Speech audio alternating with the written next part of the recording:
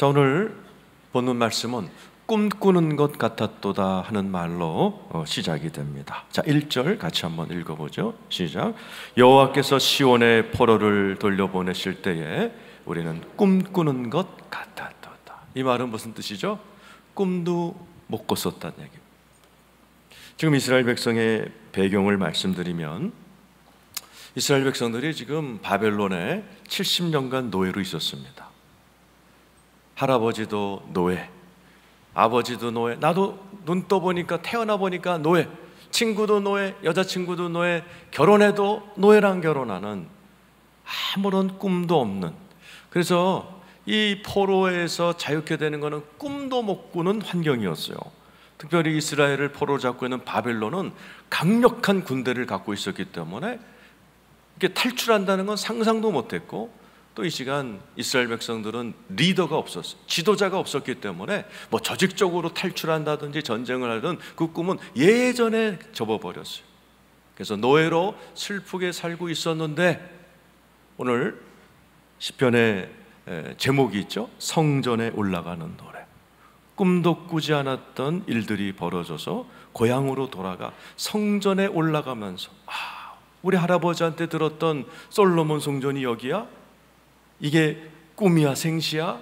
고향에 돌아가 성전에 올라가면서 노래하던 시편이 오늘 말씀이에요.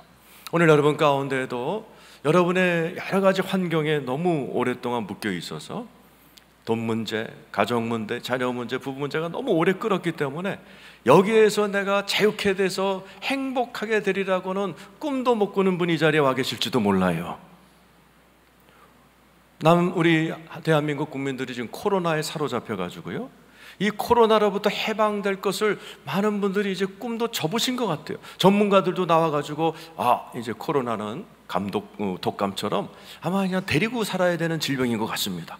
마스크는 아마 평생 껴야 될 것 같습니다. 이런 말을 막 쏟아내니까 많은 분들이 하나님은 코로나도 어쩔 수 없나 보다, 하나님께서도 이 코로나는 어떻게 해결을 못 하시나 보다. 많은 분들이 이 마스크 없는 세상, 코로나 없는 세상에 대한 꿈들을 이렇게 접어가는 그러한 모습들이에요.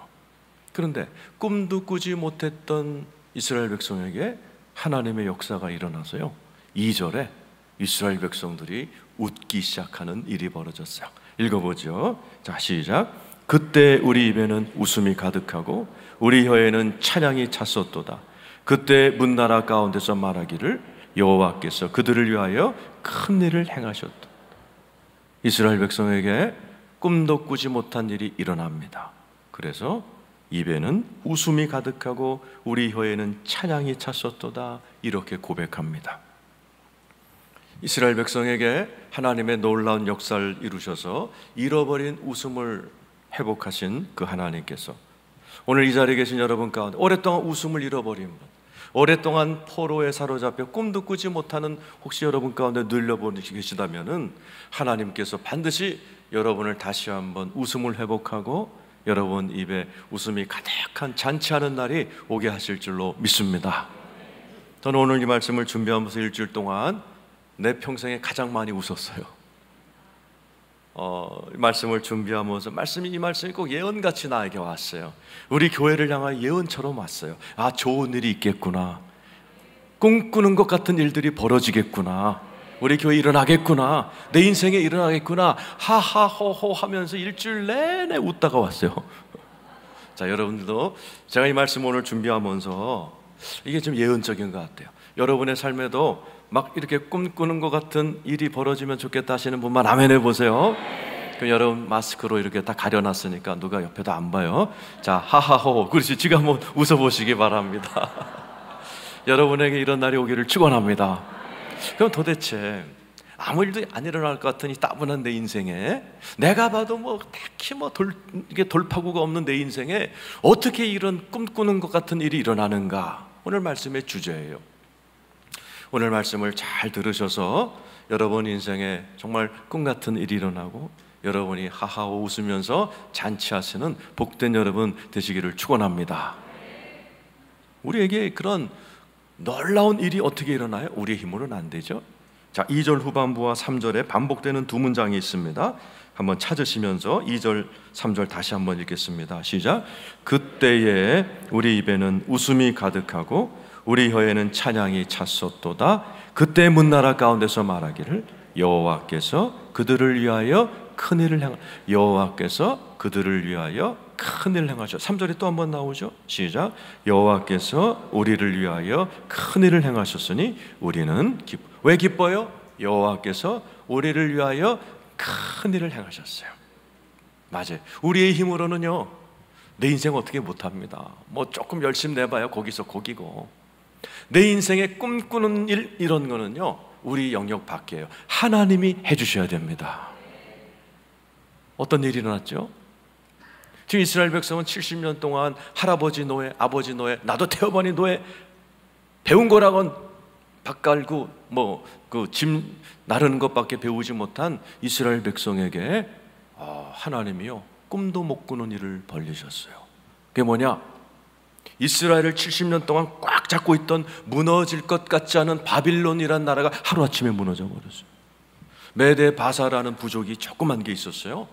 그런데 그 바사라는 그 조그만 족속이 갑자기 강대국이 됩니다. 페르시아, 여러분 들어보셨죠? 이란, 지금의 이란이 된 페르시아 제국으로 급성장합니다, 하루아침에.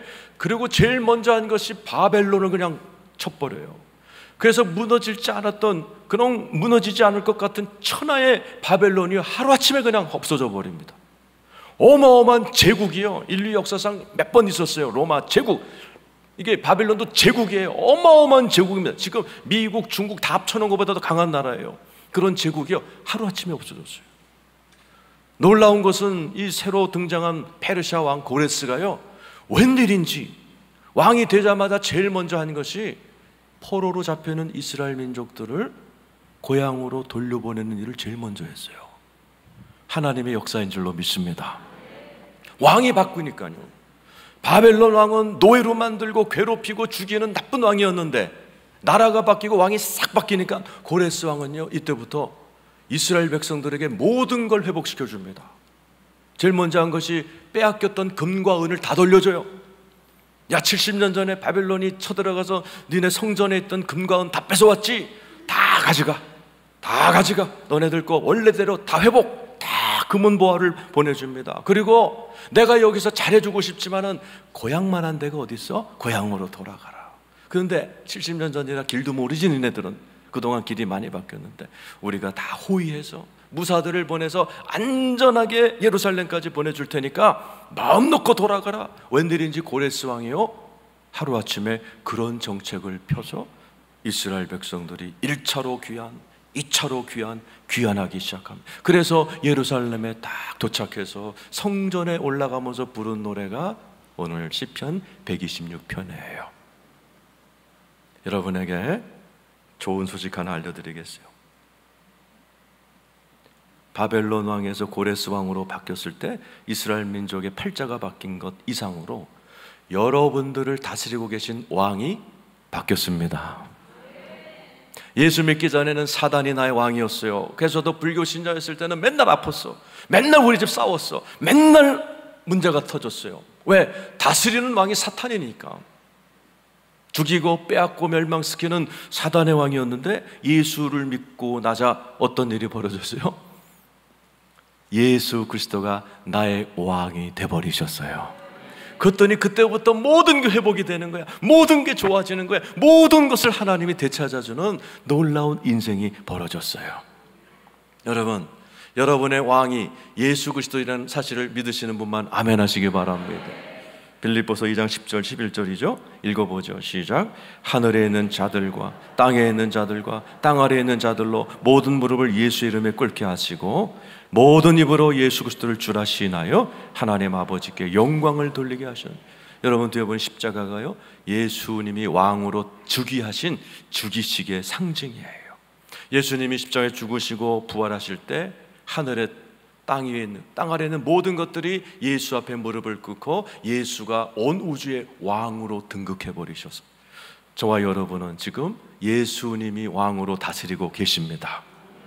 어디 써 있어요? 골로새서 1장 13절이죠.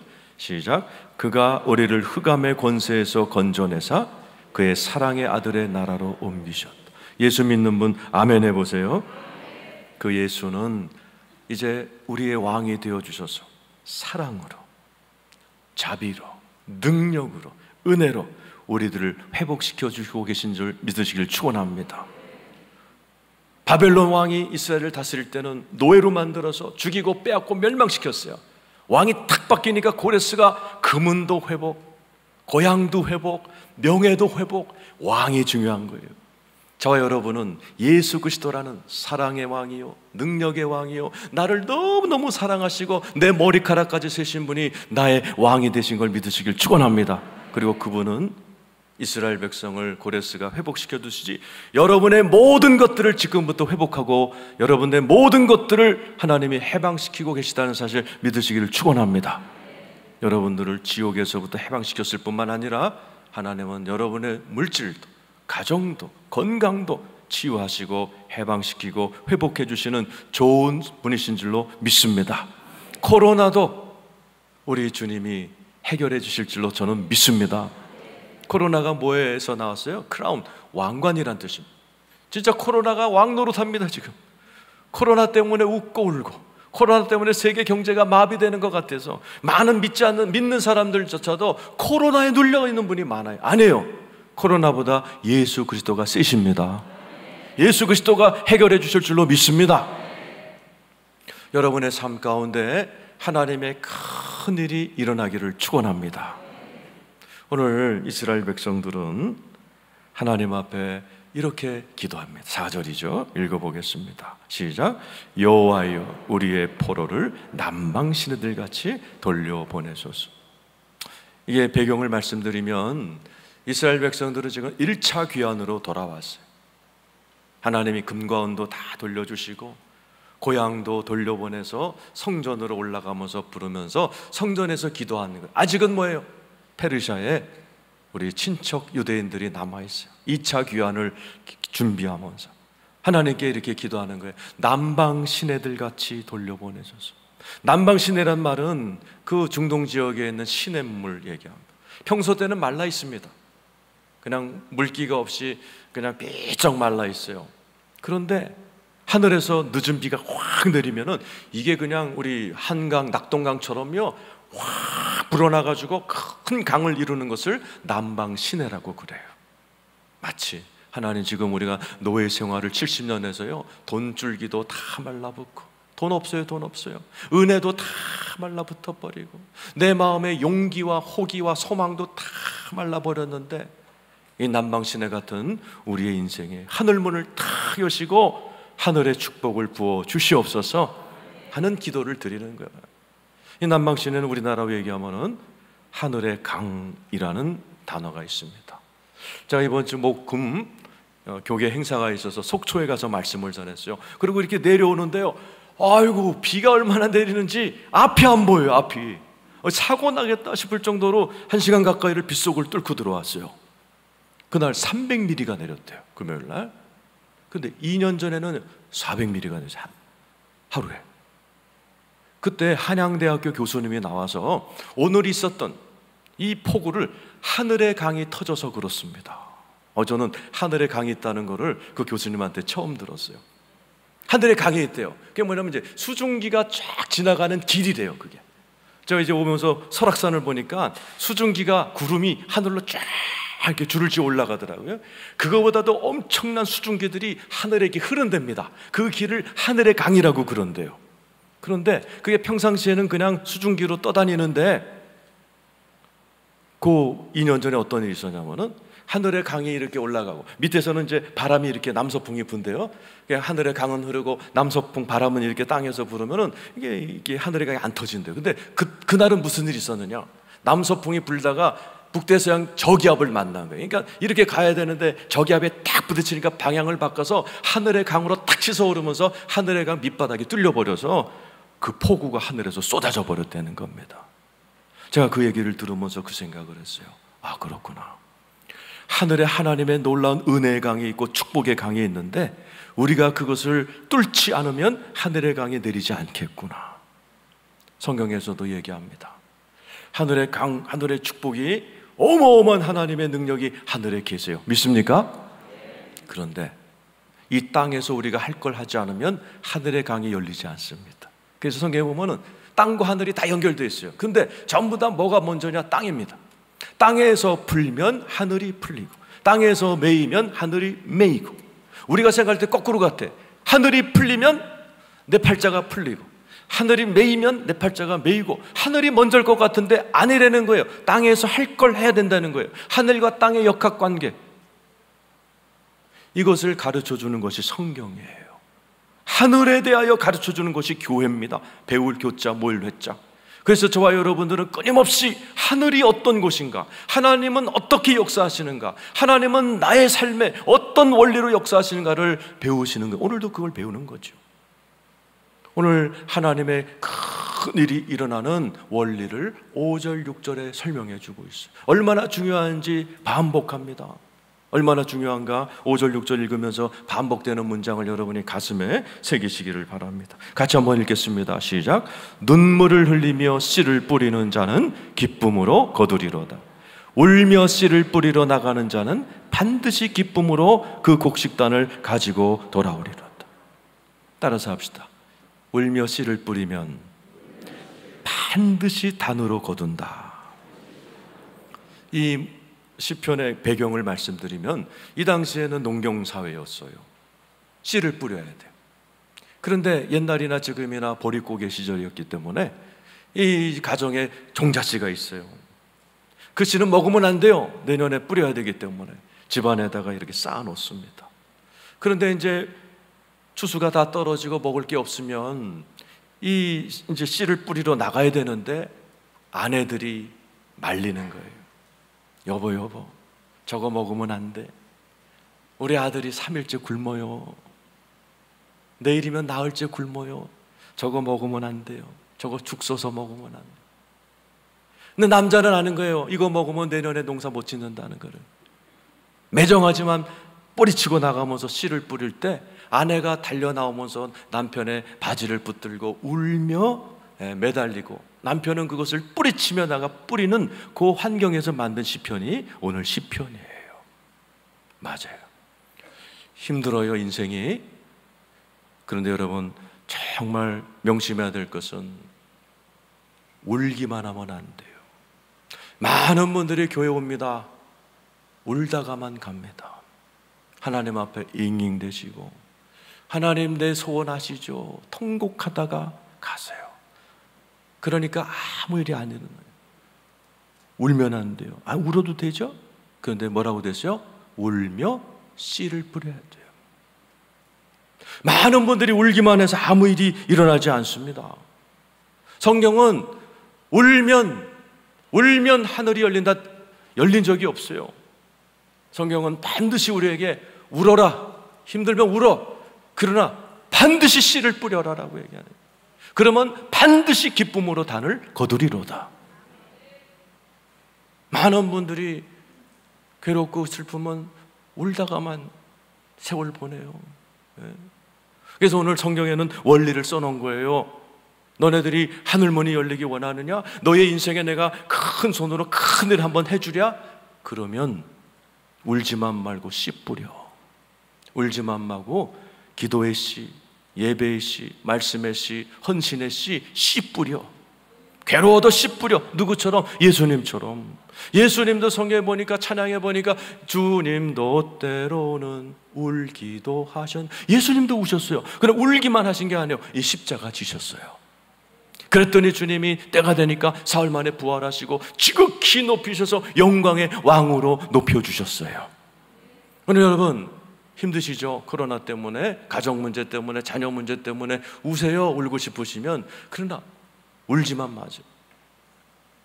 씨도 뿌리시는 지혜로운 여러분 되시기를 축원합니다.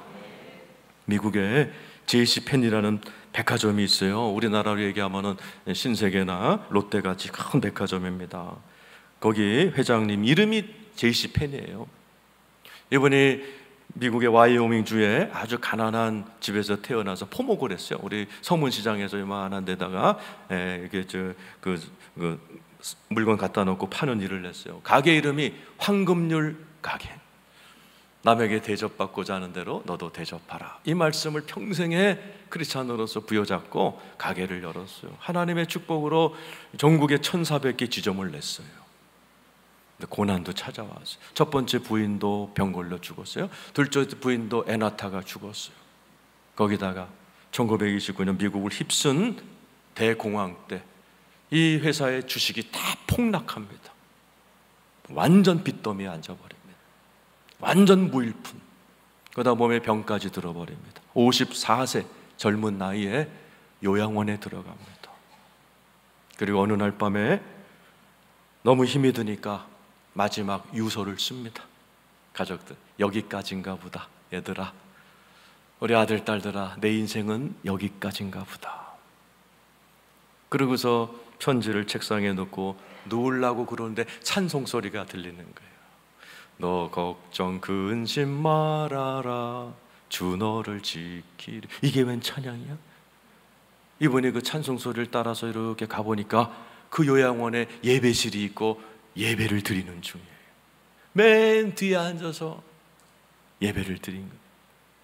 1시간 예배를 드리는 동안에 하나님이 그를 만져주셨고, 그분 안에 막 성령님이 임하시고 근심 걱정이 떠나가버리고 쇠임이 올라오고, 아까 우리가 찬양한 것처럼 주를 앙모하는 자 쇠임을 얻는 듯한 놀라운 하나님을 만나버립니다. 그리고 이분이 그 예배를 딱 드리고 나와서 요양원에서 퇴원해가지고 다시 회사를 일으켜서 얼마나 하나님 축복을 받으신 이분은요, 죽을 때까지 10의 9조를 드렸어요. 자기 수입의 90%를 하나님께 드리고 10%만 살아도 엄청난 복을 누리면서 85세까지 하나님께 쓰임받았던 사람이었어요. 오늘 여러분 가운데 난 여기까지인가 보다, 난 여기가 끝인가 보다, 그런 마음으로 오신 분이 계시다면 오늘 이 예배를 통해서 여러분들이 회복되시기를 축원합니다. 만약에 그분이요, 그날 잤으면 죽었어요, 내가 볼 때. 그러나 찬송 소리에 끌려와서 하나님께 예배드리는 씨를 뿌렸을 때 그의 인생이 회복된 줄로 믿습니다. 울면 안 돼요. 울기만 하면 안 돼요. 울더라도 기도의 씨, 말씀의 씨, 예배의 씨, 헌신의 씨를 뿌리시는 여러분 되시기를 축원합니다. 이 씨라는 것은 하나님의 나라의 원리. 여러분 다 소원이죠? 여러분 삶에 진짜 오늘 말씀처럼 나한테 큰 일이 좀 벌어졌으면 좋겠다. 원하시는 분 아멘 해보세요. 하나님의 역사는요, 작은 씨에서 시작됩니다. 내 말이 아니에요. 성경에 써 있어요. 마태복음 13장 31절 32절입니다. 읽어보죠. 시작. 또 비유를 들어 이르시되 천국은 마치 사람이 자기 밭에 갖다 심은 겨자씨 한 알 같으니 이는 모든 씨보다 작은 것이로되 자란 후에는 풀바다 커서 나무가 되며 공중의 새들이 와서 그 가지에 깃들인. 하나님 나라의 역사, 하나님의 역사는 신기해요. 작은 씨에서 시작. 그것도 겨자씨. 호박씨 같으면 큰데 겨자씨 보신 적 있어요? 난 봤어요. 안 보여요. 얼마나 작은지 안 보여. 근데 하나님은 하나님의 실력을 소개하실 때, 야, 내 능력은 여기서 시작해. 조그만 거. 근데 그게 뭐예요? 자란 후에는. 오늘 본문의 시편 126편 2절 3절에 나오는 하나님이 큰일을 행하셨다, 큰일을 행하셨다. 큰일이 히브리 말로 가돌이에요. 무슨 뜻이에요? 자라다라는 뜻입니다. 하나님의 큰 역사는 자랍니다. 기도하면서 자라고, 은혜 받으면서 자라고, 작은 겨자씨 하나를 부여잡고 그것을 소중히 여기고 찬양하고 감사하고 거기에 집중할 때 하나님의 나라가 임할 줄로 믿습니다. 바울과 실라가 감옥에 들어갔어요. 그때 그 환경을 보고 원망불평하지 않았어요. 나 안에 있는 하나님의 나라, 이 빌립보라는 동네에 아무도 예수 믿지 않는 그곳에 나하고 실라 둘이 이 안에 있는 하나님 나라에 집중하고 하나님을 찬송하고 기도하며 하나님의 큰 역사가 나타나서 지진이 일어나고 문이 열리고 간수가 예수 믿고 거기에 빌립보 교회가 세워지고 유럽 전역이 막 뒤흔들리는 큰 일을 행하신 줄로 믿습니다. 누구로부터? 감옥에서 내 안에 계신 조그만 겨자씨만한 하나님을 인정하고 감사, 찬양할 때 하나님의 역사가 그곳에서 자라고 번지고 놀라운 일들이 일어나는 거예요. 오늘 이 자리에 계신 여러분, 많은 분들이 이 어려운 일이 터지면 문제에 사로잡힙니다. 코로나에 사로잡힙니다. 자식에게 사로잡힙니다. 돈에 사로잡힙니다. 문제에 사로잡혀서 내 안에 역사하시는 하나님이라는 그 겨자씨만한 그 가능성을 전부 다 외면하기 때문에 큰 일이 안 일어나는 겁니다. 여러분, 예수 믿으시면 아멘 해보세요. 여러분 안에 성령님 계시면 아멘 해보세요. 그분은 지금 노시는 게 아니에요. 주무시는 게 아니에요. 졸지도 주무시다니 하고 지금 여러분을 향하여 무섭게, 놀랍게, 치밀하게 일하고 계신 걸 믿으시길 축원합니다. 믿음은 그것을 보는 거예요. 사도 바울이 그래서 하나님 우리의 눈을 열어서 하나님의 능력의 크심을 보게 하여 주시옵소서. 예배는 그 눈을 열어드리는 겁니다. 오늘 여러분 가운데 지금 여기 오신 분들은 대부분이 거꾸로 오십니다. 문제는 이따만하게 보이고 하나님은 쬐끄맣게 보이거나 아예 잊어먹고 오신 분들 대부분입니다. 예배는 그거를 거꾸로 돌려드리는 시간이에요. 여러분, 하나님은 크십니다. 여러분의 문제 다 합친 것보다 하나님이 훨씬 크십니다. 그 하나님을 이 시간에 믿음으로 바라보고 찬양하고 집중하며 나아가시기를 축원합니다. 성경에 보면 하나님의 큰 일이 일어났던 사람은 그 원리에 충실했던 분이에요. 요셉 보세요. 감옥에 갔어요. 형들에게 팔려갔어요. 성경 어느 한 구석에도 이놈의 새끼들 두고 봐라, 나를 팔아먹은 그 형놈 내가 나가면 가만두나 봐라, 이런 귀절이 한 군데도 없어요. 성경에 보면 하나님과 요셉이 동행하더라. 하나님의 말씀이 그를 단련하더라. 하나님이 자비를 베푸시더라. 하나님이 간수를 통해서 은혜를 베푸시더라. 전부 다 하나님 말씀의 은혜, 동행, 감사, 이런 것들로 요셉의 인생이 꽉 차 있을 때 어느 날 바로의 손에 의해서 갑자기 감옥에서 끌려서 국무총리로 그냥 급직 그냥 승진하는 놀라운 역사가, 큰 일이 벌어지는 거예요. 오늘 이 자리에 계신 여러분, 하나님의 겨자씨만한 놀라운 일들을 믿음으로 집중하고 감사하는 여러분 되시기를 축원합니다. 그게 믿음입니다. 제가 예수를 믿고 이제 목사가 되고 나니까 뭔가 좀 보이는 게 있어요. 그게 뭐냐면은 많은 분들이 인생이 이렇게 풀리기 직전에 현상들이 있어요. 말이 변합니다. 함부로 말하던 사람들이요, 말이 정돈되기 시작하고 말이 밝아지기 시작하고 긍정적이 되면요, 그 조금 있으면 인생이 쫙 풀립니다. 반대로 갑자기 원망하고 불평하고 어두운 말을 쫓아내면 저 큰일 나겠는데 이제 큰일 납니다. 그 사람 인생이 꼬여버리더라고요. 내 말이 아니에요. 성경에 써있어요. 베드로전서 3장 10절 11절입니다. 한번 읽어보죠. 시작. 그러므로 생명을 사랑하고 좋은 날 보기를 원하는 자. 자, 좋은 날 보기 원하시는 분 아멘 해보세요. 그 뒤를 잘 들으세요. 시작. 혀를 금하여 악한 말을 그치며 그 입술로 거짓을 말하지 말고 악에서 떠나 선을 행하고 화평을 구하며 그것을. 좋은 날 오기를 원한다면 네 혀를 금하여 악한 말, 거짓말, 어두운 말 하지 말라는 거예요. 오히려 이 입술로 주님을 찬양하고 기뻐하고 집중하고 네가 가지고 있는 선한 것으로 좋은 일들에 집중하라는 얘기입니다. 오늘 여러분이 교회에 와서도 마찬가지고 여러분 가정 가서도 직장 가서도 마찬가지예요. 문제 있는 사람, 나를 괴롭히는 사람 신경 쓰려면 오만 가지로 사로잡혀 버립니다. 지혜로운 사람은 그거 안 보는 거예요. 나를 괴롭히는 사람을 왜 봐요? 나에게 악플단 사람을 왜 그런 글을 봐요? 나에게 이상한 문자 온 걸 왜 신경을 써요? 다 잊어버리고 겨자씨만한 하나님의 은혜, 나를 사랑하는 자들의 고백, 나를 위해 기도해 주는 선한 사람들, 거기에 집중하고 감사하고 거기에 여러분이 최선을 다할 때, 그런 사람들을 소중히 여길 때 그곳에 하나님의 역사가 일어나는 겁니다.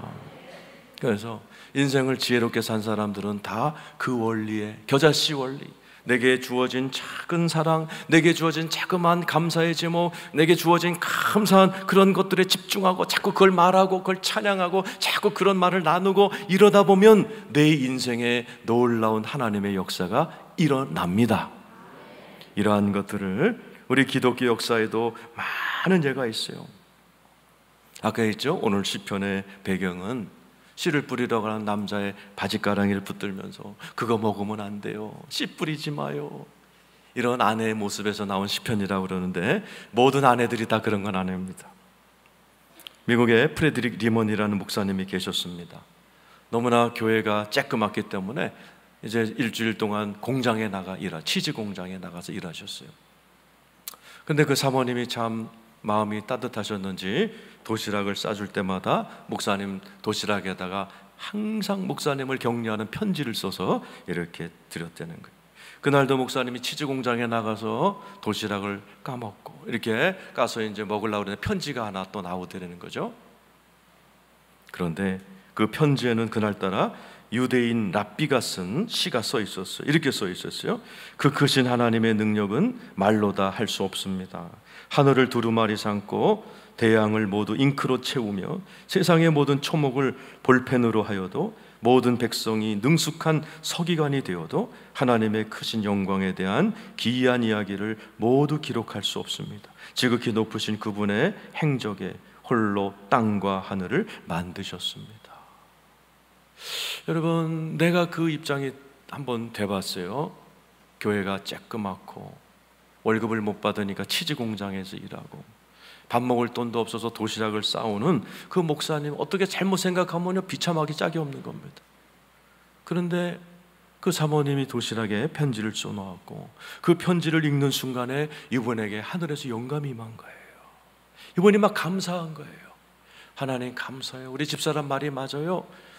하늘을 그 두루마기 삼고 저 5대양 6대주를 먹물 삼고 나무를 전부 다 펜으로 삼아도 하나님의 사랑은 너무나 위대하십니다. 여러분, 가난해서 공장 나가고 도시락 까먹는 목사 입에서 참 그게 힘들지만 지혜로운 사람은 작은 감동, 작은 임재, 작은 편지 하나라도 감사하고 기뻐하는 사람이 지혜로운 사람이에요.